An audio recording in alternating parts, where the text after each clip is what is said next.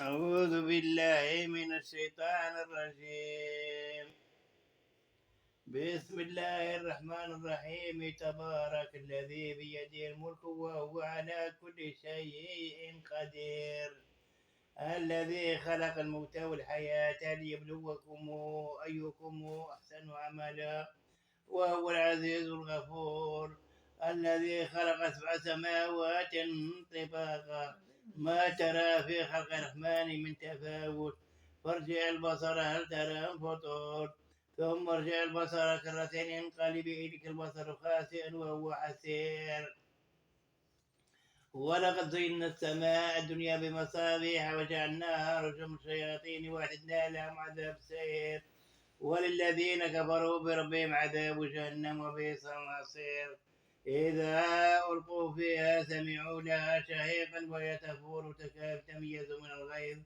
كلما ألقي فيها فوج سألهم خزنتها ألم يأتكم نذير قالوا بلى قد جاءنا نذير فكذبنا وقلنا ما أنزل الله من شيء إن أنتم إلا في ضلال كبير. وقالوا لو كنا نسمع ونعقل ما كنا في أصحاب السعير فاعترفوا بذنبهم فسحقا لأصحاب السعير.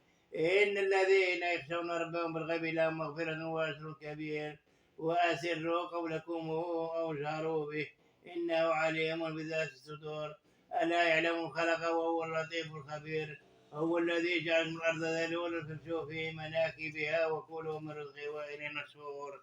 آمنتم بالسماء نخسف بكم الأرض فإذا هي تمور.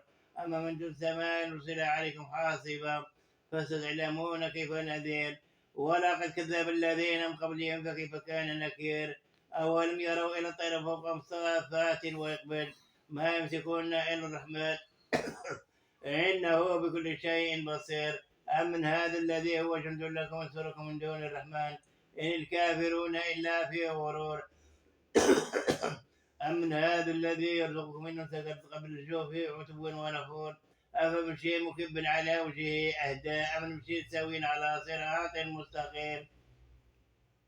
قل هو الذي أنشأكم وجعل السمع والأبصار والأفئدة قليل ما تشكرون. قل هو الذي ذرأكم الأرض وإليه تحشرون. ويقولون متى هذا بدون صادقين قل إنما العلم عند الله وإنما أنا نذير مبين. فلما رأوا زلفت وجوه الذين كفروا وقيل هذا الذي كنتم به تدعون. قل أرأيتم أصبح ماءكم غورا فمن يأتيكم بماء معين. صدق الله مولانا العظيم.